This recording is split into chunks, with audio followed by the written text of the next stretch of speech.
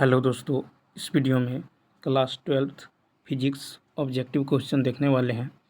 यह video intermediate exam 2026 के लिए अति महत्वपूर्ण रहने वाला है, तो आप लोग लास्ट तक ज़रूर बने रहिएगा। तो चलिए शुरू करते हैं। इसमें से आपको देखने को ज़रूर मिलेगा। तो चलिए, कहता है कि एक स्थिर विद्युत आवेश उत्पन्न करता है तो केवल विद्युतीय क्षेत्र। एक स्थिर विद्युत आवेश उत्पन्न करता है केवल विद्युतीय क्षेत्र, यानी बी ऑप्शन क्या होगा, राइट होगा। नेक्स्ट क्वेश्चन देखिए, कहता है कि एक बिंदु आवेश Q से R दूरी पर विद्युत क्षेत्र की तीव्रता का परिमाण होता है। ये होता है 1/4πε0, ठीक है, Q/R², ठीक है, 1/4πε0 इंटू Q/R², यानी ऑप्शन नंबर बी। याद रखना है कि एक बिंदु आवेश Q से R दूरी पर विद्युत क्षेत्र की तीव्रता का परिमाण होता है 1/4πε0 इंटू Q/R²। नेक्स्ट है कि किसी घिरे हुए बंद पृष्ठ पर विद्युतीय फ्लक्स जो है भीतर स्थित आवेश का होता है। ये होता है 1/ε0 गुना, ठीक है। तो किसी घिरे हुए बंद पृष्ठ पर विद्युतीय फ्लक्स जो है भीतर स्थित आवेश का होता है 1/ε0 गुना। नेक्स्ट क्वेश्चन की बात करें, कहा था कि आवेशित खोखले गोलीय चालक के अंदर जो है विद्युत तीव्रता होती हैं शून्य होती हैं। आवेशित खोखले गोलीय चालक के अंदर विद्युत तीव्रता क्या होती हैं, शून्य होती हैं। नेक्स्ट क्वेश्चन देखिए, कहा था कि किसी आवेशित चालक के ठीक बाहर किसी बिंदु पर विद्युत क्षेत्र की तीव्रता आवेश के पृष्ठ घनत्व की 1/ε0 गुनी होती हैं, जहाँ ε0 मुक्त आकार की विद्युत पराविद्युतता है। इस कथन को कहते हैं कूलम्ब, ठीक है, कूलम्ब का प्रमेय। क्या कहते हैं, कूलम्ब का प्रमेय। नेक्स्ट है कि अनंत लंबाई वाले आवेशित बेलनाकार चालक के अक्ष से दूरी पर विद्युत क्षेत्र होगा, ये होगा λ/2πε0r, यानी पी ऑप्शन। अनंत लंबाई वाले आवेशित बेलनाकार चालक के अक्ष से r दूरी पर विद्युतीय क्षेत्र होगा λ/2πε0r। कहता कि एक आवेशित चालक की सतह के किसी बिंदु पर विद्युतीय क्षेत्र की तीव्रता सतह के लंबवत होती है। एक आवेशित चालक की सतह के किसी बिंदु पर विद्युतीय क्षेत्र की तीव्रता सतह के लंबवत होती है, यानी बी ऑप्शन।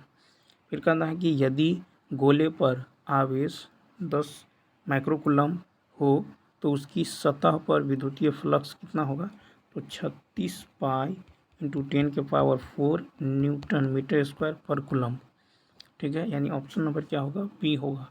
तो यदि गोले पर आवेश 10 माइक्रोकूलम्ब है तो उसकी सतह पर विद्युतीय flux 36 pi into 10⁴ newton metre square per coulomb. Next है कि चालक पदार्थ से बने और सीमित आवेशित पतली चादर की सतह के निकट स्थित किसी बिंदु पर जो है विद्युतीय क्षेत्र का मान होता है आपको σε0, यानी बी ऑप्शन। नेक्स्ट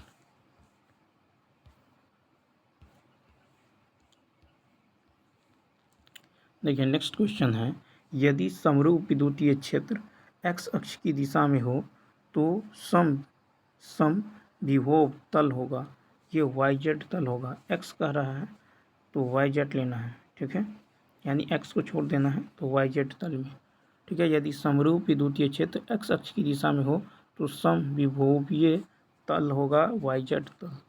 नेक्स्ट है कि कौन विद्युतीय क्षेत्र की तीव्रता का मात्रक है, तो विद्युतीय क्षेत्र की तीव्रता का मात्रक होता है न्यूटन पर कूलम्ब, ठीक है, न्यूटन पर कूलम्ब, यानी ऑप्शन नंबर डी। नेक्स्ट देखिए, कहा कि यदि किसी दी गई दूरी पर स्थित दो इलेक्ट्रॉनों के बीच क्रियाशील गुरुत्वाकर्षण बल एक विद्युत क्रमशः Fg/Fi तो Fg/Fe का अनुपात क्या होगा, तो ये हो जाएगा 10⁻⁻42, यानी ऑप्शन नंबर डी। फिर है कि स्थिर विद्युतीय क्षेत्र होता है, क्या होता है, संरक्षी। स्थिर विद्युतीय क्षेत्र होता है संरक्षी, ठीक है। नेक्स्ट चैप्टर की यदि बात करें तो यहाँ पे देखिए क्वेश्चन नंबर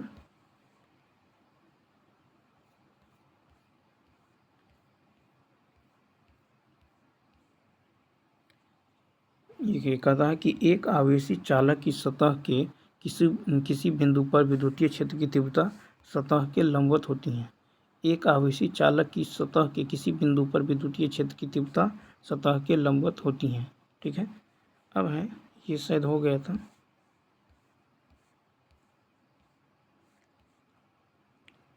क्वेश्चन नंबर देखिए 1।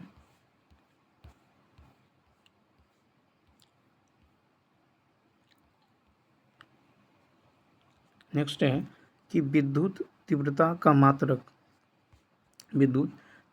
मात्रक है। तो यह विद्युत तीव्रता का मात्रक वोल्ट, ठीक है, पर मीटर। ठीक है, विद्युत तीव्रता का मात्रक, ऑप्शन नंबर बी। नेक्स्ट है कि किस राशि का मात्रक V/m होता है। तो विद्युत क्षेत्र का किस राशि का मात्रक V/m होता है। ठीक है, यानी ये हो जाएगा आपको वोल्ट बाई मीटर यानी विद्युत क्षेत्र। कहता किसी द्विध्रुव को एक समान विद्युत क्षेत्र में रखा गया है तो उस पर परिणामी विद्युत बल क्या होगा, हमेशा शून्य होगा। ठीक है, किसी द्विध्रुव को एक समान विद्युतीय क्षेत्र में रखा गया है तो उस पर परिणामी विद्युत बल क्या होगा, शून्य होगा। विद्युत क्षेत्र E और विभव V के बीच संबंध क्या होता है। तो E बराबर होता है -dV/dx। ठीक है, तो विद्युत क्षेत्र E और विभव V के बीच संबंध होता है -dV/dx।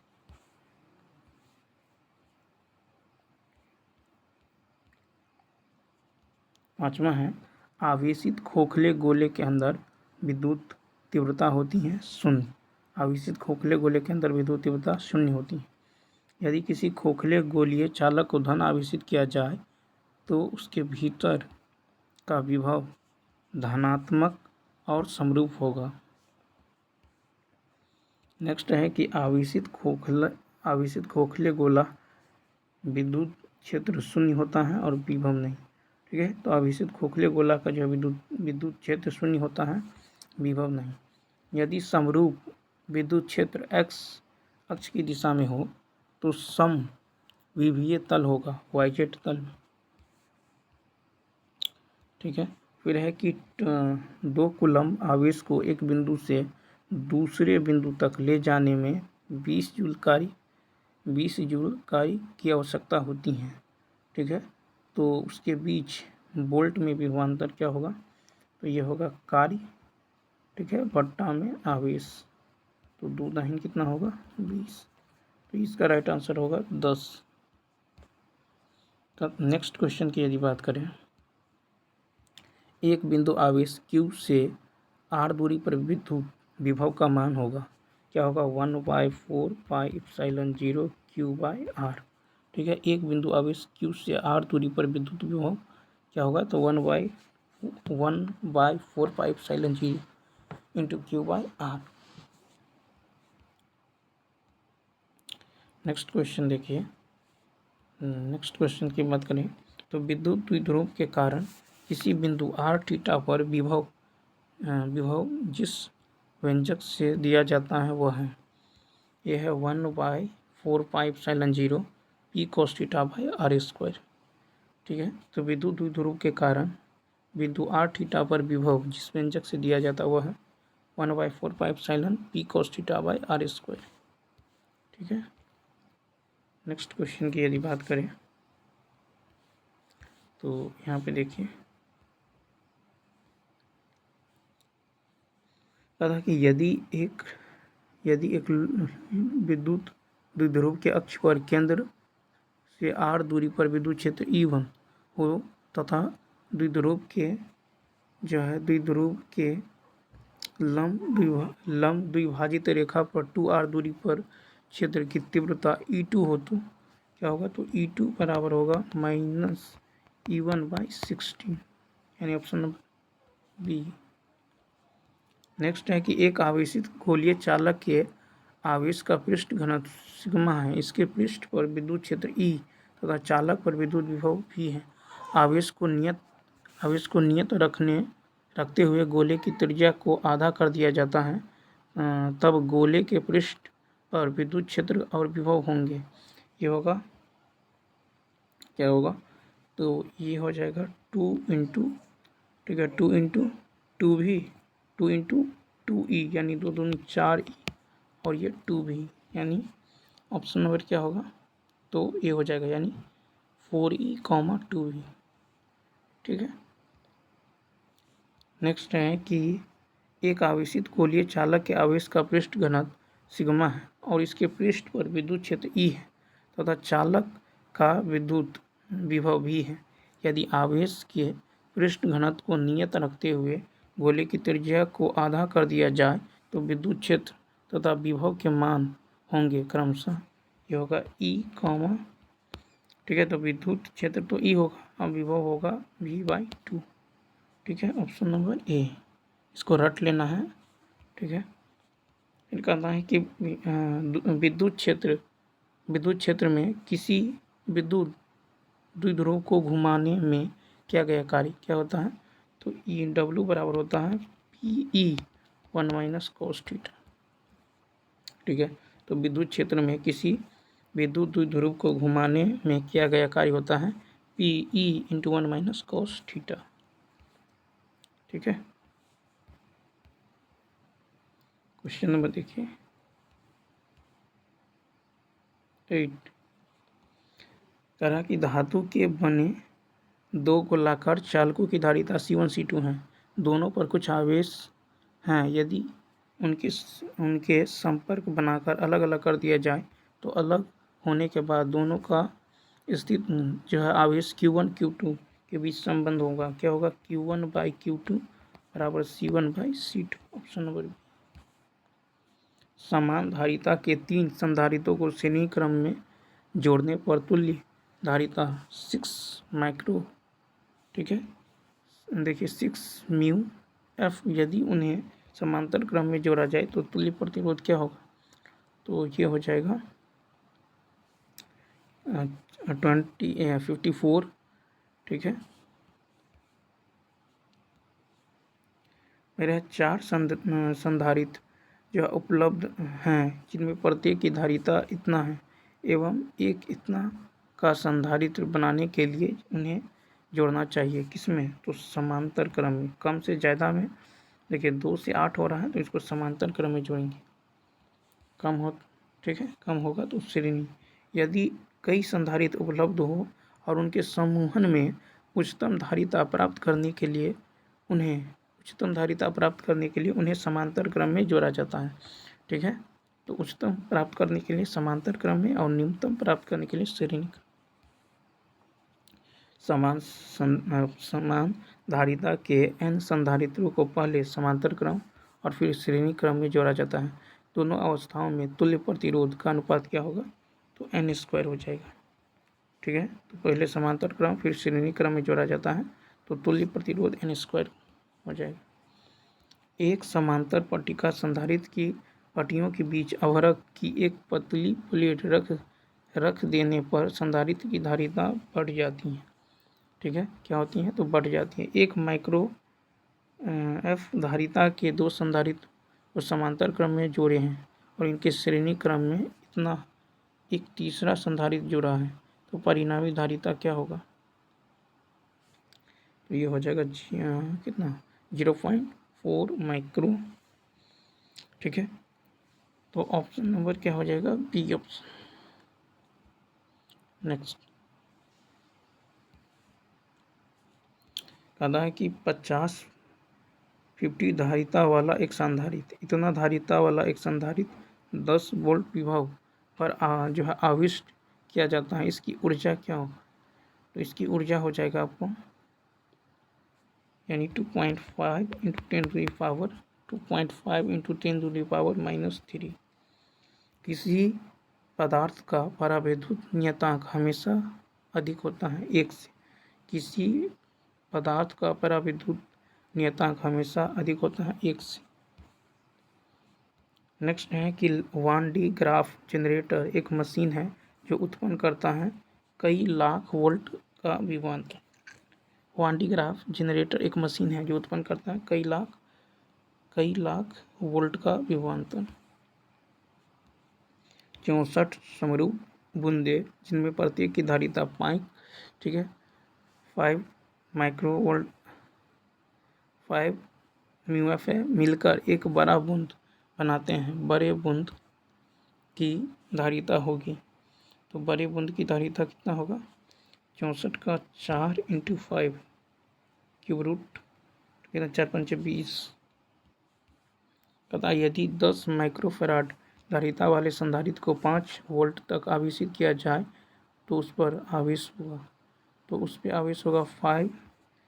× 10⁻⁻5 कूलम।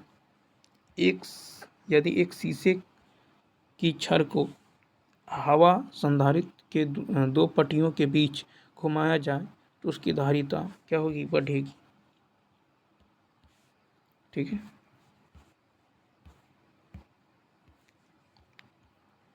देखिए 20 कदा 2 तथा 4 के दो संधारित्र श्रेणी क्रम में है। इनके चरम सिरों पर जब 1200 वोल्ट का विभवांतर आरोपित किया जाता है तो 2 म्यूएफ वाले संधारित्र का विभवांतर कितना हो जाएगा?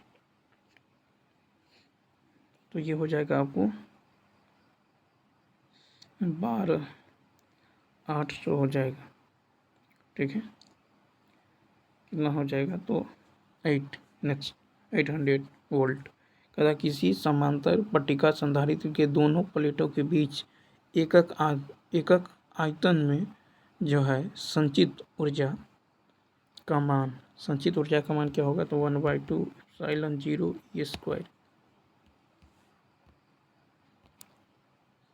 नेक्स्ट, कदा ध्रुवण का परिमाण निर्भर करता है तो द्विध्रुव स्थित ऊर्जा पर और ऊष्मीय ऊर्जा पर, यानी दोनों। परावैद्युत सामर्थ्य का SI मात्रक वोल्ट प्रति मीटर, ठीक है, या वोल्ट पर मीटर। परावैद्युत सामर्थ्य का SI मात्रक। नेक्स्ट है कि शुष्क वायु का सामान्य दाब पर परावैद्युत सामर्थ्य होता है, ये होता 3 × 10⁶ वोल्ट मीटर इनवर्स, ठीक है। तो शुष्क वायु का सामान्य दाब परावैद्युत सामर्थ्य होता है 3 × 10⁶ वोल्ट पर मीटर, ठीक है। ए और बी के बीच विभवांतर, तो यहाँ पे देखिए ये है ए और बी, तो ए और बी के बीच विभवांतर कितना होगा? यहाँ पे है 190 वोल्ट, 3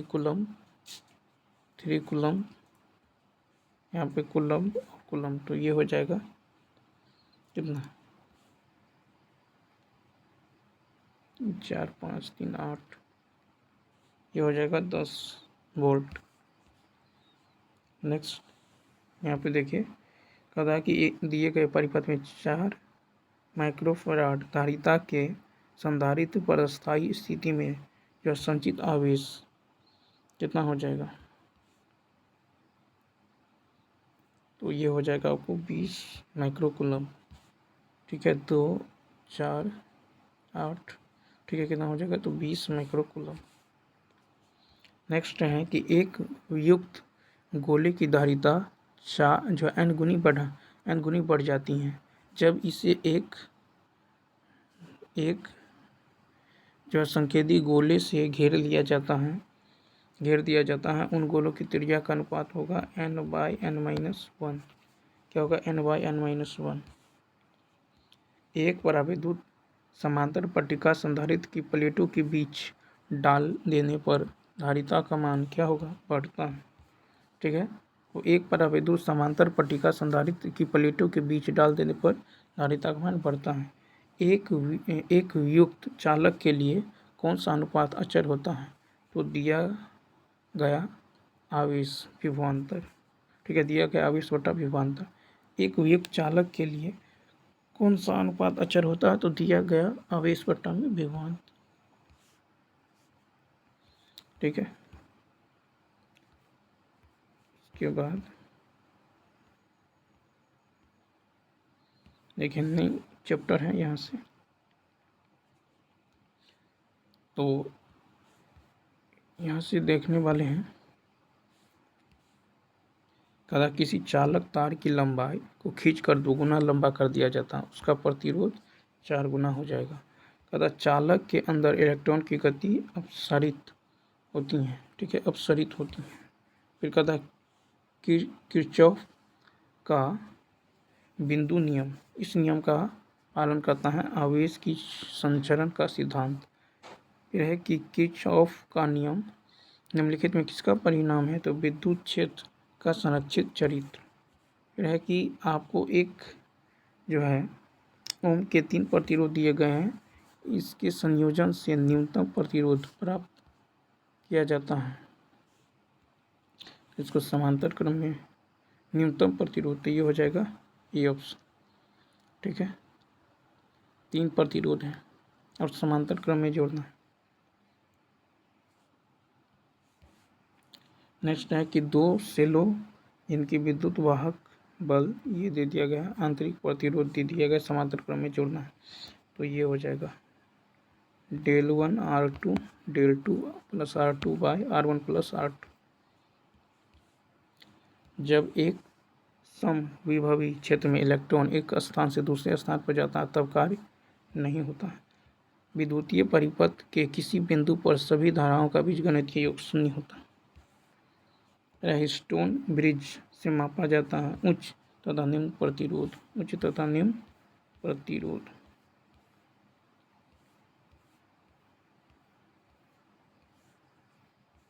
देखिए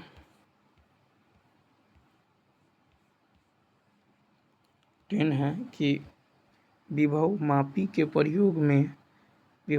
प्रयोग में जब गैल्वेनोमीटर में शून्य विक्षेप मिलता है तब धारा का प्रवाह गैल्वेनोमीटर परिपथ में नहीं होता, ठीक है। कदा कि विभव मापी के तार की लंबाई बढ़ा देने पर संतुलन बिंदु प्राप्त होता है अधिक ऊंचाई पे। विभवांतर की शुद्ध माप के लिए आप किसे पसंद करेंगे, तो 50 ओम प्रतिरोध वाला जो है विभव मापी, ठीक है। नेक्स्ट है कि यदि 2 सेल जिनके विद्युत वाहक बल इतना है, उन सेलों के विभव मापी के तार पर संतुलन की लंबाई होगा आपको ये बी ऑप्शन। देखिए एक विभव मापी के तार की लंबाई L, तार के धनात्मक सिरे से L/3 लंबाई पर विद्युत वाहक बल G का एक सेल संतुलित है। तार की लंबाई L/2 से बढ़ा दिया जाए तो उसी सेल द्वारा तार की लंबाई किस लंबाई पर संतुलन बिंदु मिलेगा, तो L/2। किसी विभव मापी की सुग्राहिता बढ़ाने के लिए इसकी धारा को घटाना चाहिए। किसी बैटरी से ऋणात्मक सिरे से धनात्मक सिरे के बीच 3 एम्पीयर की धारा प्रवाहित होने पर उसके सिरों के बीच विभवांतर 10 वोल्ट है। जब बैटरी से 2 एम्पीयर की धारा विपरीत दिशा में प्रवाहित की जाती है तो बैटरी के सिरों के बीच विभवांतर जो 15 वोल्ट हो जाता है। बैटरी का आंतरिक प्रतिरोध क्या होगा, आंतरिक प्रतिरोध ये हो जाएगा आपको, देखिए 15 दूनी यहाँ पे 30 और यहाँ पे देखिए 30 कट के कितना होगा 1। तांबे के एक तार तथा जर्मेनियम के एक तार को कमरे के ताप से 80 केल्विन तक ठंडा किया जाता है। प्रतिरोध तांबे के तार का घटेगा, जर्मेनियम के तार का बढ़ेगा। किलोवाट घंटा मात्रक है ऊर्जा का। फिर इलेक्ट्रॉन वोल्ट द्वारा मापा जाता है ऊर्जा, इलेक्ट्रॉन वोल्ट द्वारा मापा जाता है ऊर्जा, ठीक है। देखिए 20 है कि विद्युत वाहक बल की विमा है, तो विद्युत वाहक बल की विमा है आपको ऑप्शन नंबर डी, ठीक है। विद्युत वाहक बल की विमा है I-1 ml 2T-3, यानी ऑप्शन नंबर डी। तो चलिए दोस्तों, इस वीडियो में इतना ही। यदि ये वीडियो अच्छा लगा हो तो लाइक, शेयर और सब्सक्राइब करना ना भूलें। मिलते हैं नेक्स्ट वीडियो में। थैंक्स।